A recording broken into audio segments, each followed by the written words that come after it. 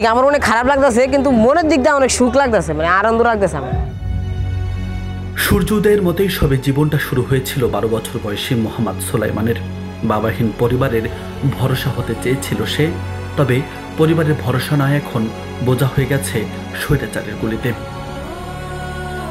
19 জুলাই প্রতিদিনের মতো বন্ধুদের সঙ্গে কোচিং যাচ্ছিল সুলাইমান, তবে শনির আখড়ায় পথে বাধা হয় পুলিশ, সরে যেতে বলে দ্রুত। চারদিকে গোলাগুলির আওয়াজে ভীতু সুলাইমান ও তার বন্ধুরা লুকায় একটি ভবনের দোকানে। সেখানে অনবরত গুলি চালায় পুলিশ। 4টি গুলি বিদ্ধ হয় ছোট্ট এই শরীরে, ভেঙে যায় পায়ের হাড়, ছিঁড়ে যায় হাতের রক্ত শিরা। বারিন্দা বুরিন্দা দিয়ে আমাদেরকে গুলি করছে। আমার গায়ে 4টা গুলি লাগছে, যে হাতে রক্ত ছিঁড়ে গেছে, যে বর দিলে হাত কাঁপে। এই পায়ে 2টা, একটা রক্ত ছিঁড়ে গেছে পায়ের, আর আড্ডি দুটোটা নাই। আড্ডি এত ফাঁকা আছে, আমার আড্ডি পড়ে আছে জায়গায়।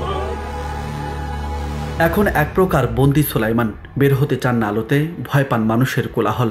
জীবনের সব কাজই করেন ঘরের মধ্যে। মনে করেন এই শুয়ে থাকে, সারাদিন শুয়ে থাকে, কই একটু বাইরে ওইটু বাইরে, বাইরেই না, এই অন্ধকার কুটুরির ভিতরে বসে থাকে দিন কাটে। এরকমই ভয় পাইছে, প্রচুর ভয় পাইছে। পরে থেকে এখন মানে বাসার থেকে বাইরেতে চায় না। চলো চলো, এই যে এত সকাল নিয়ে আসলাম কি লেগা, পরে না আসতে চাইবো না। আমি বলছি চল, এখন মনে করো রাস্তাঘাটে মানুষ নাই, নাই, চল সকালবেলা। সকালবেলা সকাল 7টা বাজনের আগেই নিয়ে আসি। সুলাইমানের পরিবারে তার 4 ভাই বোন ও মা রেখা বেগম। অন্যের বাড়িতে কাজ করে কোনো রকম ছেলের চিকিৎসা ও সংসার টানছেন রেখা বেগম। খুব খারাপ অবস্থা, অন্ধকার কুটুরিতে থাকি।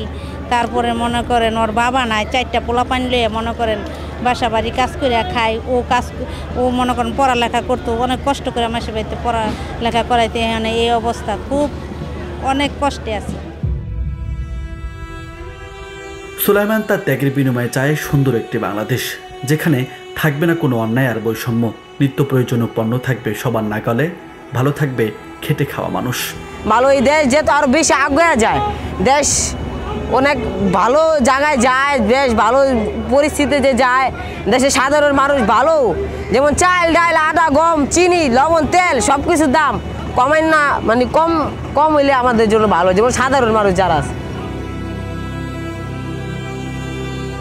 সুলাইমানের মতো এমন অন্তত 30,000 মানুষের জীবন আজ সংকটে স্বৈরাচারের গুলিতে, যাদের জীবন ও জীবিকা থমকে থাকে অন্যের সাহায্যের অপেক্ষায়। যে জুলাই ছিনিয়ে এনেছে এই লড়াকু সৈনিকেরা, সে জুলাই অমর হোক কোনো আধিপত্য ছাড়া, প্রত্যাশা এমনটাই। রাজু আহমেদ, বার্তা 24।